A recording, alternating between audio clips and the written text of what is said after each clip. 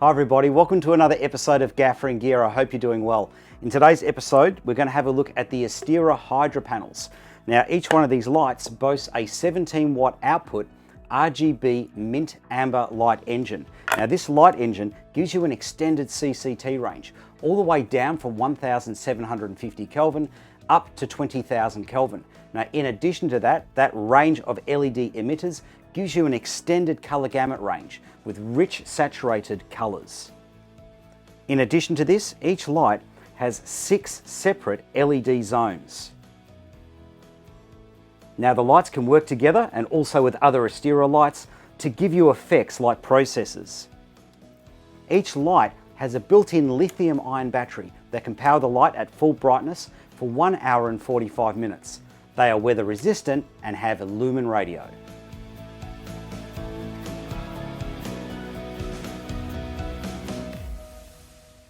Now, the last time I reviewed an Astera product, I made the following statement. Astera did send me the product we were reviewing today. They also sent me a COVID-19 mask and they also sent me a hat. So for the benefit of the young and cool people at Astera, I just want to point something out. When you get to my age, if you've still got a full head of hair, you don't wear a hat, you try to show it off.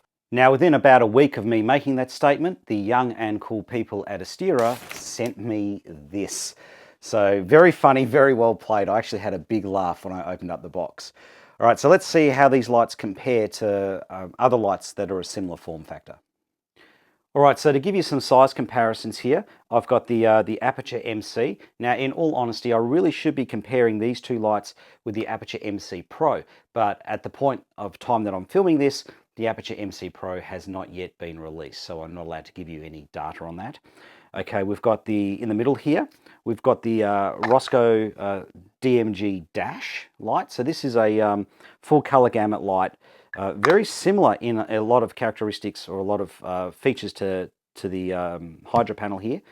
Both of them have CRMX. Both of them are full color gamut. They've got different ways of creating their colors though, and both of them are really rock solid and both of them have weather protection. The main difference is this one has multiple pixels, whereas this has just the one set of pixels. All right, so in terms of brightness, these readings were taken at 1 meter and with no modifier on. The Aperture MC came in at 101 lux. The DMG Dash came in at 285 lux, so over double the brightness of that. And the Hydra panel came in at 565 lux. So the Hydra panel was almost double the brightness of this. So by a long way, the Hydra panel is the brightest of the 3 units.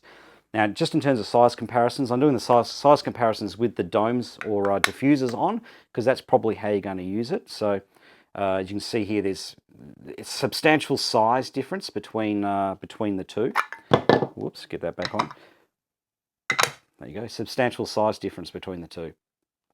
And if you're used to an Aperture MC, this, you could almost fit, not quite, 2 MCs in terms of the width, and it's about double the height of an MC. So you're not going to be sticking this in confined spaces like you can stick an MC.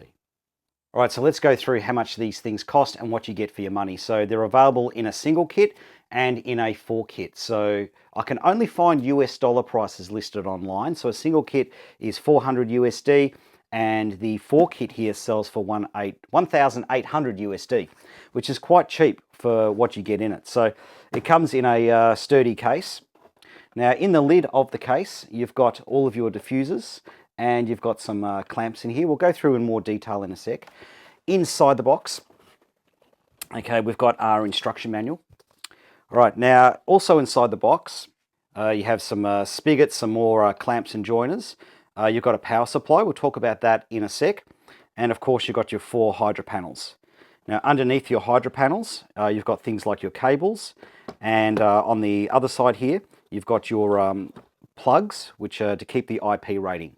Now, built into the bottom of the box is the charging station. So all you need to do is plug in the power supply and then the charging station will work. All right, so in order to put things on and off charge, all you need to do is place the light into its holding position and it will automatically start charging. It takes about 3 hours to charge a completely flat light. Okay, so let's start ripping through the contents of the box. So we've got our 4 Hydra panels. So the Hydra panels, they're the build quality that you would expect from an Astera product. They're pretty solid. All right, so one difference between these and previous lights from Astera is they've now got this slider on the side here. So very, very easy to operate. Makes doing adjustments a lot simpler. Another thing that's different with these is they've got infrared receivers and transmitters on the side. So the idea behind this concept is you can link multiple panels together, and regardless of which controller you use, all of the lights respond the same. You can link up to 4 Hydra panels together this way. The next thing I like with these, and I haven't seen them on brick lights or pocket lights before, is it actually has a mount here for your safety chain or safety wire. So that is something that's missing off a lot of other small lights. Now on the back of the unit, you have these 2 spring-loaded latches. So they're for other accessories, which we'll talk about in a sec. And on the back, you've got a massive magnet, which has a lot of pull force. So just take a look at this. All right, so that's not going to accidentally come off. Now on the bottom of the light, you have 2 connections. These are for charging in the box. Above those, you have 2 ports. These ports can be used to daisy chain both data and power. So you can feed wired DMX into these if you wish. Now this is compatible with your existing Helios and Titan power supplies and your data cables. Now if you want to, you can buy an additional box that'll allow you to power these and feed data into them. Now in 3 of the 4 corners of the lights, you have a thread. Now this thread is not compatible with your film and television spigots, but it is compatible with the Astera eyelets. So you can hang it in this orientation, or you can have it hanging in that orientation. The lights have built-in CRMX, they have an IP65 rating, and they have a built-in Bluetooth bridge. All right, let's go through the accessories that are in the lid. So we'll start off with these flat ones first. So you get 4 clear panels. So what these panels are for is they magnetize to the front of the light, and you can use that to hold a gel in place. So maybe you've got a specific color gel that you want to use, or a specific diffusion, you can use those to hold it in place. Next, you get 4 of these frosted diffusers. So these, of course, merge all the LEDs together to give you a more homogeneous light. But being flat, they don't do a fantastic job of merging all of the individual LEDs together. So if you're shooting into it, not the best thing in the world, but if you need to reduce the space, then these flat diffusers are definitely worth considering. Okay, the next thing we get is a standard diffuser, 100 degrees. Now these ones are a box shape, so that gives you a little bit more space between the LEDs and the diffusion surface. So the end result of that is you get a beautiful even light over the front diffuser. Next thing we get are some intensifiers. Oh, sorry, these ones, 100 degree beam angle on these. The next thing we get are 4 intensifiers. So these look very, very similar, except they've got a, you can feel on the front there's a bit of a texture there, like it's got grooves. Now this intensifies the light to 50% brighter than the standard diffuser, but reduces your beam angle to 80 degrees. Okay, so that just clips on the front, no problem at all. Now, if you don't have your glasses with you and you can't read the descriptions on the inside, one way you can tell the difference between the standard diffuser and the intensifier is the intensifier has magnets on the front, the diffuser does not. Next thing in the kit are egg crates. So you get 4 40 degrees and 4 60 degree egg crates. All right, so the egg crates magnetically attach. Now, if you're using the standard diffuser, they won't attach to it because there's no magnets on this. All right, so the logic is this reduces it to 40 degrees. Why would you want to put it on a 100 degree diffuser when instead you could put it onto an intensifier, which gives you 50% more output and gives you the same result, because the egg crate is a reduced beam angle compared to the intensifier anyway. All right, so let's stick these on the intensifier and see how they go. So this is the 40 degree egg crate first.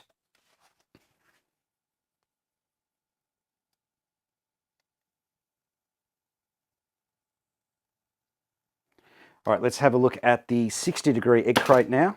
Okay, this is the 60 degree egg crate.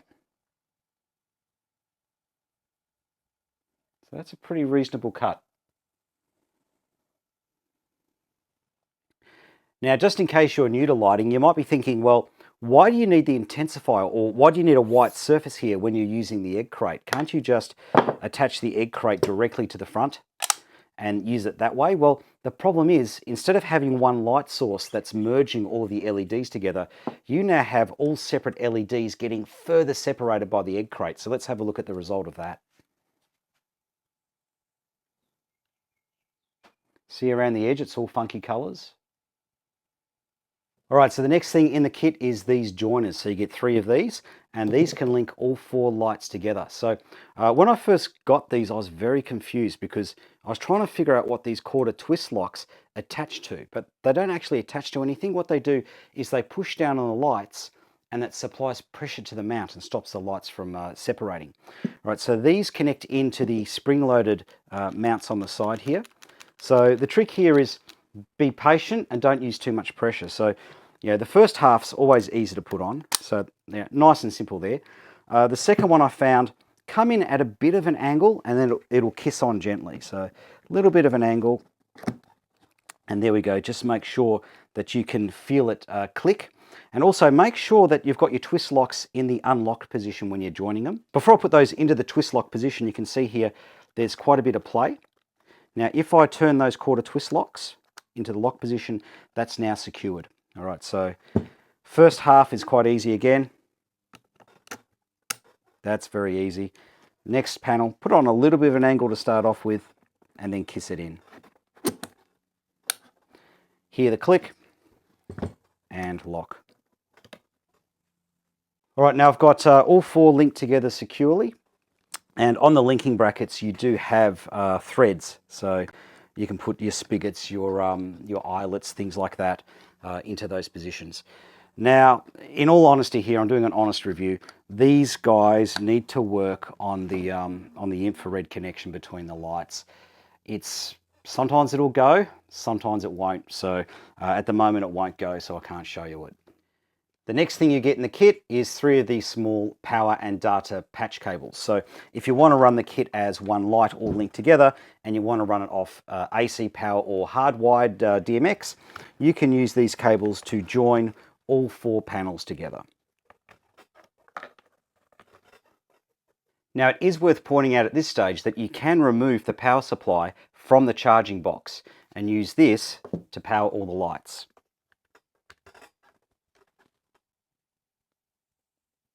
All right, the next thing you get in the kit is 4 of these spigots. So these spigots are made from a single piece of machined alloy. Now, you've probably noticed that there's nowhere to actually thread this and no receiver for it. Okay, so that brings us to our next piece of equipment. You get 4 of these. So these fit into the spring-loaded shoe on the light. And at the top or the bottom, depending on how you've got it orientated, there's the thread for the stud. Now, on the back of the unit here, it has 3 threads. So the top thread is for this stud. And here, you can angle it. Now, just something to note, if you're working on an action film, maybe that's not the best way to mount it. Now, the other 3 threads that you've got there, so you've got your other common thread that's on your spigots, clamps and magic arms, things like that. So you can mount that way. And in the last thread is the size of the eyelets that come with the Astera Titan tubes and things like that. Okay, so you've got your mounting options. But the fun does not end there. This little piece has feet on it. Right, so you can adjust the feet and use this as a floor stand. The last thing you get in the kit, and it's probably the most important thing to mention, is 8 of these plugs. So what these plugs are for is keeping water out of the power and data inlet. So without these connected, you do not have your IP rating. All right, so let's talk about the zones or the pixels that these lights have. So each light has 3 rows of LEDs, and those 3 rows of LEDs are split into 2, giving you 6 zones. So these 6 zones work really well for something like, say, a fire effect.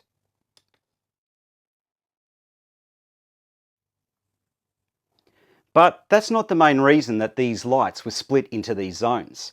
Let's say you want to do a flow effect. So a flow effect means that a pattern flows from one light onto the next. So I'm just going to get a simple process running here. And you can see that this process uses the 3 rows of LEDs to give you the effect. Now that's pretty cool, but what would happen if we turn the lights onto their sides if you want to use them in a 90-degree orientation? Well, if you do that, then the flow effect doesn't work. Now this is where the design of these lights is very clever. They've split the 3 rows into 2 halves. So you can use those as 2 separate pixel sets in this orientation.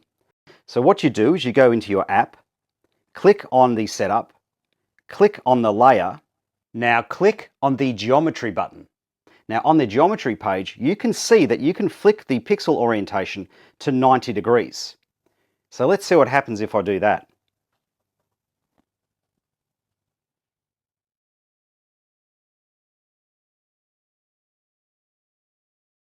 All right, so the next thing we'll talk about is these lights have what's called a Bluetooth bridge. So what is that? Okay, so I'm using the phone app here on my iPad, and my iPad is talking directly to this light, and this light is then sending the signal to the rest of the lights. Okay, so that's called a Bluetooth bridge that's built into the lights.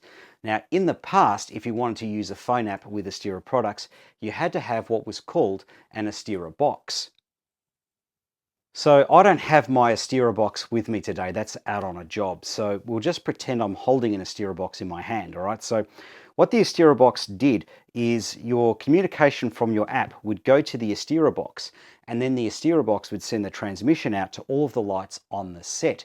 So you might be thinking, this is great that this has a Bluetooth bridge. I don't need to buy that Astera Box. My advice is buy the Astera Box.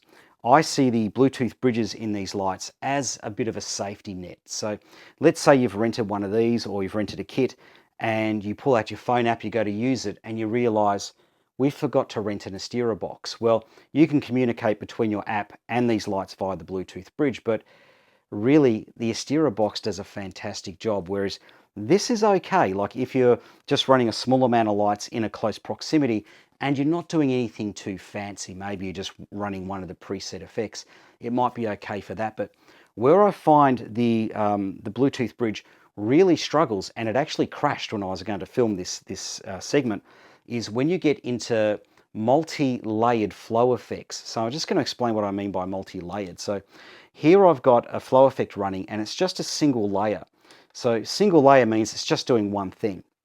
So now I'm going to load up a effect or a program that I have for when we're doing car travel. So I've got someone sitting in a car and I've usually got 12 Astera tubes, 6 on each side of the car, and I run this pattern. So I'll just put this through. Hopefully it works. Let's have a look. All right, so you can see I've got 3 layers going on here. So I've got a warm light passing through, so that's our traffic, our street lights. Then I've got a white light that slowly passes through as well.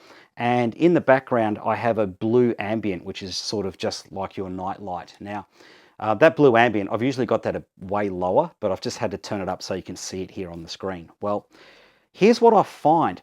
If you're doing multiple layering like this, and then you start playing with your, I think it's called the geometry, where you start changing the speed that things happen, reduce the size of things, put smoothing onto the edge of the light, stuff like that.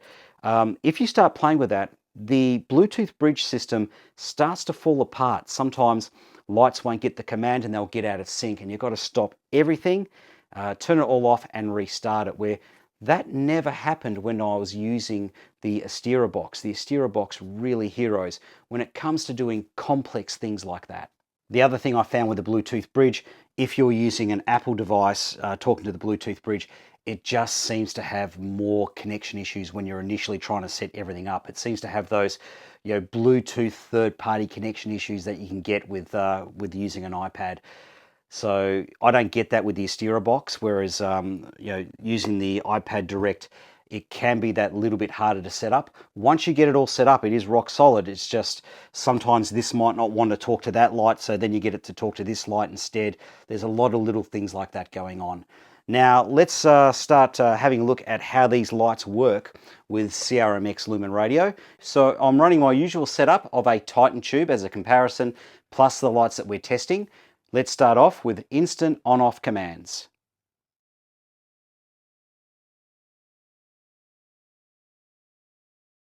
Now let's have a look at half-second automated fades.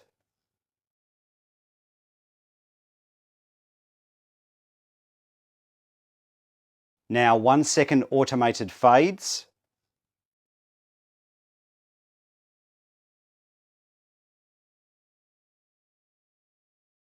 Now 2.5 second automated fades.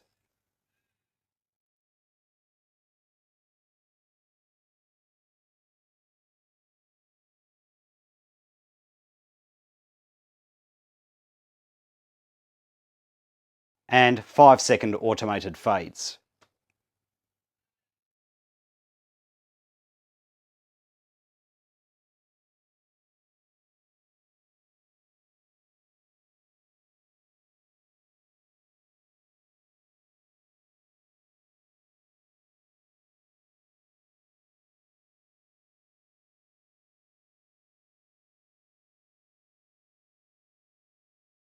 Now let's have a look at instant CCT changeovers between 5600 Kelvin and 3200 Kelvin.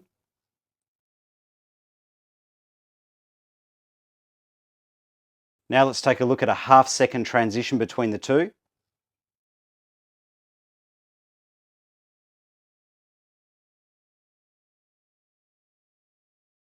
Now a 1 second CCT changeover.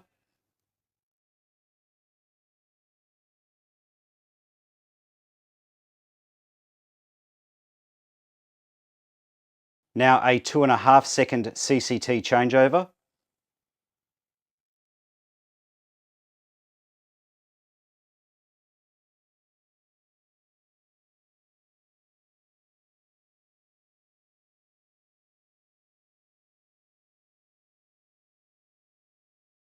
And now a 5 second CCT changeover.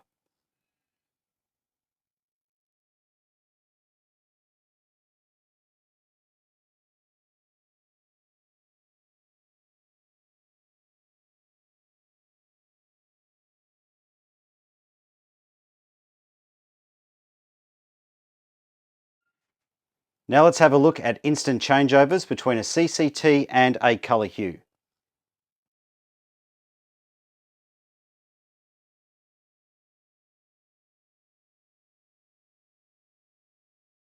Now let's have a look at a half-second changeover.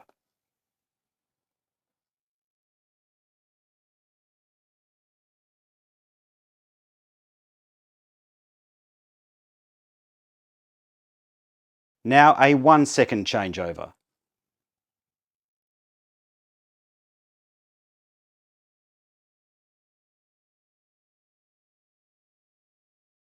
Now a 2.5 second changeover.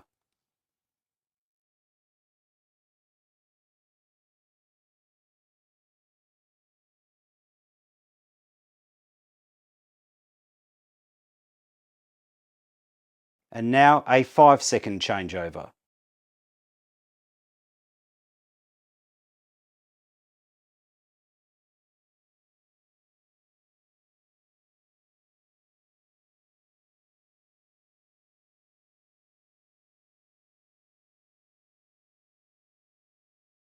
And now we'll just put in some instant scene changes, see if they all respond at the same time.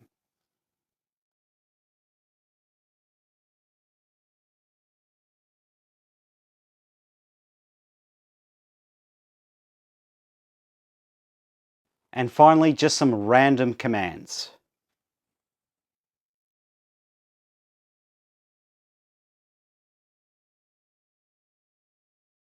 Alright, so that's another episode of Gaffer and Gear coming to a close. I'm not talking about color render results or anything like this in this episode because these lights have the same light engine as the Titan tube. So if you go to my episode on the Titan tubes and have a look there, you will find all that information, so there's no need to go over it twice. Now, in terms of pros and cons, I've really only got the one negative with these lights, and that is this infrared communication system. It just doesn't work all that well, but they are working on improving that. And I've actually found it to be a bit of a hassle if you're working in a really dark area and you have two lights close together and you start making adjustments. Sometimes the other light can start taking those commands. So it'd be nice if you could be in control of when it's working and when it's not.